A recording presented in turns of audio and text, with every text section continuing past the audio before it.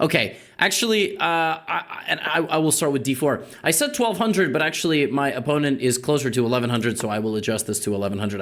Otherwise that would be false marketing. So I start with d4. Every single series I play 5 games, and so I alternate which colors I play. So for this game, normally I play a London, but let me just show you how to play a Catalan. You can play d4, c4, and then you can play knight f3 and g3. My opponent plays right away c5, striking at my center. This is actually a very confrontational system, and it kind of takes away what I want to do, which is knight f3 and g3. So I'm going to see what my opponent is trying to do. My opponent plays b5. Wow, this is the Benko Gambit. This is a very, very decent opening. And the idea of this opening is to give away this pawn and that pawn and just create a very powerful attack. So I'm going to take one of the pawns. And so white is going to be up a pawn in the end of the Benko Gambit. Black is going to have the queen side open. Now, there is a very sharp, aggressive system against this, and I think it's called the Nescaf Frap attack. And I believe it goes something like knight c3 takes e4. And after b4, knight b5, knight takes is a big mistake. So I'm going to see if my opponent is going to fall for it. The best move is probably to take the gambit, but the Benko Gambit is a very, very dangerous opening. So full credit to my opponent for playing it. And they absolutely deserve to get, everything they want. I'm playing a very tricky line. And the Benko is kind of one of those openings that if you're going to be a very serious d4, c4 player, you do have to know what you're doing against it. You don't see the Benko Gambit a lot at the highest level because I think it's a big risk that black takes. By the way, very good move by my opponent, not actually taking this back and potentially falling into everything that I want to accomplish. I'm going to go e4 because that is generally what you want. Right? You want to put 2 pawns in the center of the board like this. And if my opponent is not careful, I'm going to go e5. So black really should be playing the move d6. And black does, in fact, play the move d6. Now, there are 1.5 million ways to play the Benko Gambit with the white pieces. And I'm trying to find one that's appropriate. I can always say, I think the general rule of thumb is that if you're going to play in a gambit kind of situation, I almost want to not allow the opponent to have fun. You know what I mean? Like, my pawn's defended, so let me just play natural developing moves. I'm not going to play too aggressively. Sometimes I also say, like, just give the pawn back. Just play b6, let them take. This way they don't open up the rook, but it's sort of a choice, right? It ultimately will come down to what you want to accomplish in the position. So my opponent plays bishop to g7. Now, of course, I can just take on a6, which has been there for a while. You may be wondering why I'm not taking. The opponent is, it kind of wants me to do that to apply pressure to my queen side. I will just take, and now this is called the Benko Gambit fully accepted. I could have taken that on move 5. I could have taken it move 4, technically. This was move 4. Now, playing this, black doesn't actually have to take right away. They do. And now there's also a lot of ways that I can play this. This is definitely not the best way to play this, but I'm just going to take the bishop to show you, I'm giving black everything they want. Like, I'm playing directly into a Benko Gambit. My opponent is probably going to take, and then I'm going to castle, and we're going to see just how good and just how well prepared my opponent is in this position. And by the way, as I go up the ladder as well, I do just want to point out, I did play a bit slowly last week, and I want to avoid a situation of time trouble again. Now, the thing is, if you get into a Benko Gambit position with white and you don't know what you're doing, it's actually really difficult to figure out the plans, which is, black wants to, like, encroach and do some damage over here. So I'm gonna play what I think looks like a relatively principled move. I guess I'm trying to think like a 1100, but I also kind of don't want to think like an 1100 necessarily. There's a lot of plans here for black to come down, and one of the reasons I don't really like playing against the Benko is because black gets a lot of counterplay. I don't enjoy letting opponents play into the Benko Gambit. So I'm going to play a3. I think a3 is a generally flexible move. It kind of stops knight b4. And my opponent could play knight b4 anyway, because I can't capture because of the pin, but then I would just play rook b1. Now black needs to kind of do some stuff over here. Maybe knight d7 to activate the bishop. Maybe the queen is going to come out. It's a pretty big responsibility for an 1100 to be playing down a pawn, but we're going to see how my opponent does. You know, maybe they have some experience. They do, in fact, play queen a5. And I kind of want to rotate my knight this way and kind of just plop it down. This is a very common idea in the Benko to play knight d2, knight c4. You can also strike in the center. You can play e5, trade, and then put the knight on c4 like that. I don't technically think this is the best move, but I feel like it's a move an 1100 would play. So it's a natural move. You're trying to trade. My opponent actually probably shouldn't capture it.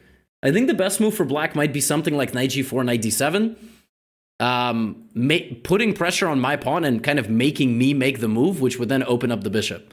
So I will be extremely impressed if black plays knight d7 or taking one of these knight jumps and just saying, well, now I'm making you take me. You're taking on my terms. That's a sophisticated concept. It really is. And then it's going to be up to me to decide what to do. Okay, they do, in fact, play knight to g4, targeting my pawn. Now I have to make a decision. If I play h3, obviously, I just lose my pawn. Taking opens up their bishop, but that might be fine. So I am, in fact, going to take. I think e6 was just kind of a silly move. I don't really know what my opponent is thinking about now. Yeah, that is sort of the way to go. Now my knight's hanging. I should probably protect it. But I can also continue with my plan of knight d2 and knight c4. I can just very simply play this move. If I play this move, however, this pawn kind of loses a little bit of protection. But okay, let's play bishop d2. Again, I'm trying to play moves appropriate for the level, and I think there is nothing wrong with this. Also, very important to pay attention to things that are hanging in the position. That knight is hanging. So when this knight moves somewhere, that knight's not going to have any protection. Of course, the knight could just rotate to e5. Like, for the Benko, this is kind of a dream. I really got to tell you, this is this is like a dreamy position for a Benko player. We're just going to see if my opponent is able to carry on from here. I do have various tricks. Sometimes when there's a queen at the end of an opening of a position like this, you sometimes have these little tactical tricks. After pawn takes, the queen is attacked twice. It's going to be attacked by the rook and the pawn. So you always kind of want to look out for these little shots like that you could get. Actually, look what I just calculated. Okay, that's a win for me, I feel like. Getting the queen so far out of the position. Kind of want to play bishop f4 and put some pressure. I also kind of want to just attack the knight, but I do know the knight is going there, so it's not really much progress that I'm making. It's a move I like that doesn't really require much thought. And again, it's a lazy move, but like I just didn't have to think much and I improved my position. You kind of don't want to overcomplicate things. And I think just taking a full file compared to where my rook was is probably a decent move. Now, for black can now consider c4 and getting the knight in. Rook b8 is also completely reasonable. Or is it... Wait a minute, I see two loose pieces. Wait a minute. That looks like a fork to me, but there is queen c8. Does my opponent have the board vision to spot queen c8? We're going to see. All right, the pawn is hanging, by the way, when the rook went to b8, right? Rook b8 did attack the pawn on b2, but now queen c8 does hit both. This might be the moment my opponent thinks they've blundered. They also might just forget about the knight on g4.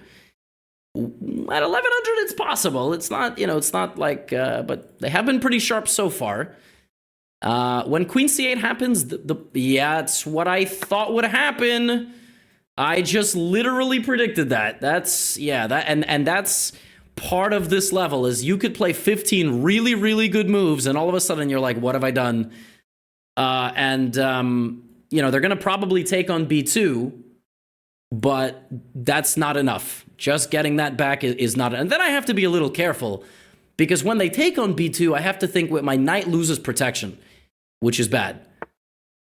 Okay, well, that, I should probably just trade. I probably shouldn't even think twice about it, but I don't have to. But okay, if you're going to trade rooks with me, the second that I won a knight, I'm going to trade rooks with you. This now has no defense. The most natural and easy move is rook b1, and then maybe we can just kind of pause there and figure it out. This for now seems good. One thing to keep in mind is that if the bishop takes the knight, I can't take with the pawn. So if this bishop was not here, rook b1 would be a bad move. So you can't just think about this, you also have to think about the pin, right? But I am winning. One more thing, small detail, play h3. At some point, just make sure you're never getting back rank mated. It's just good protocol. Now, could I have played rook e1 and probably traded both rooks?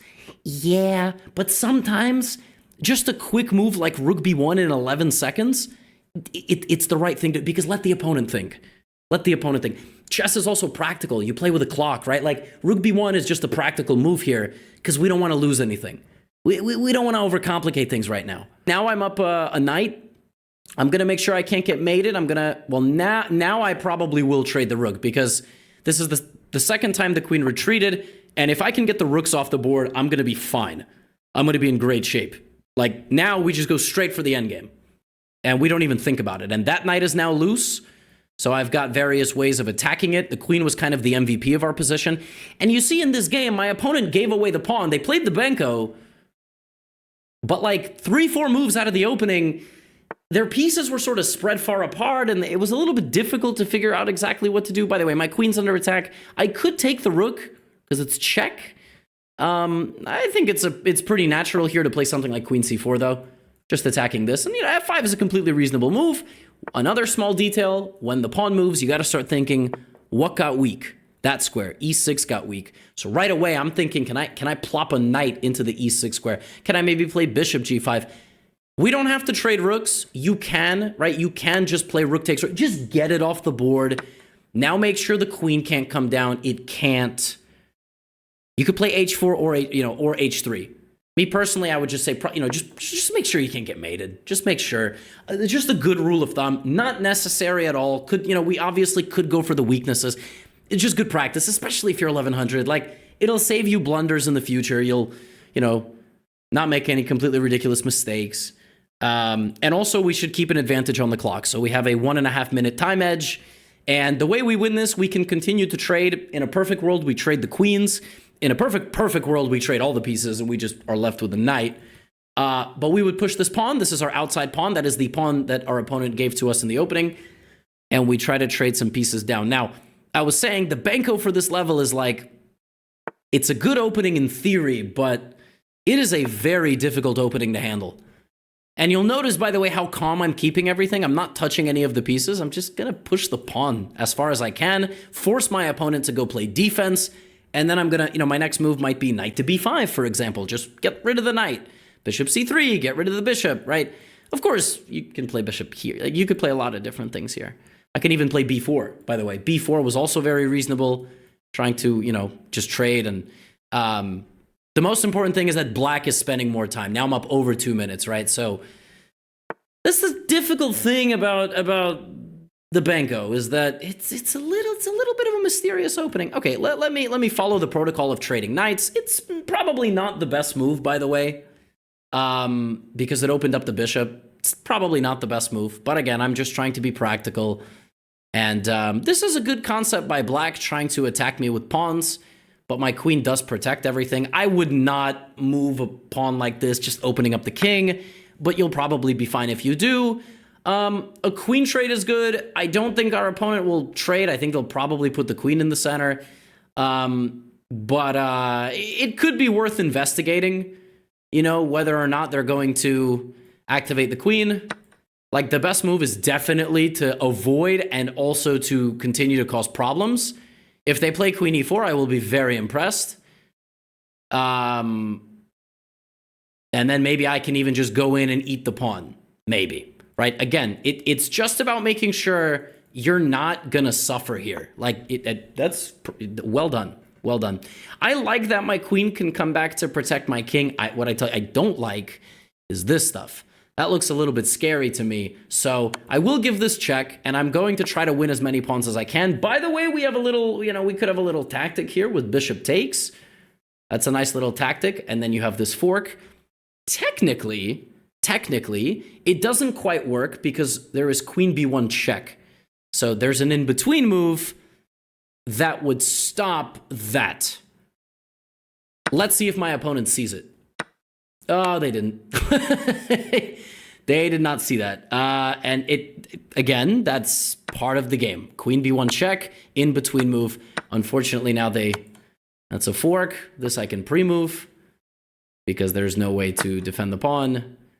And if you're going to pre-move this game out, you just want to put your queen on a light square because this is on a dark square. So we have a lot of moves. This is discover check. And we will... There is bishop f6. I would now give a check, and you can even sack the queen. You can also just queen.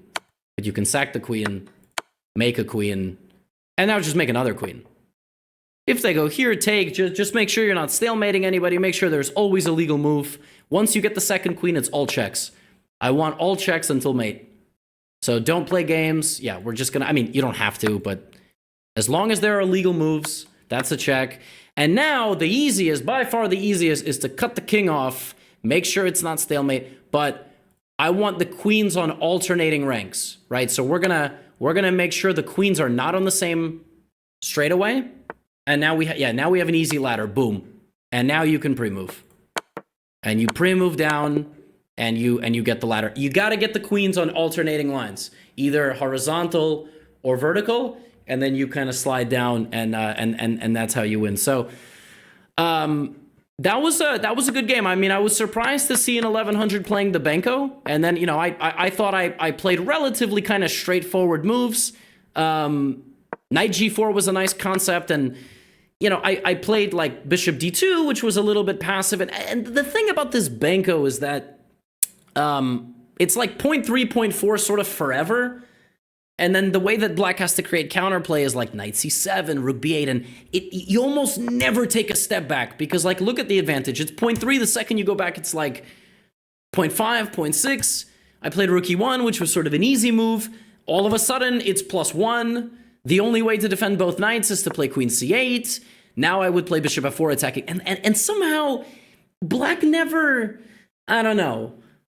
It like almost feels like it never gets off the ground. And that's one of the dangerous things about this Benko just overall, is that if white sort of controls you and doesn't let you have fun, and obviously, my opponent blundered a knight, which is obviously going to make things more complicated. We traded rooks, and I thought we did a pretty clean job of simplification. But I don't know. I'm not Benko's fine.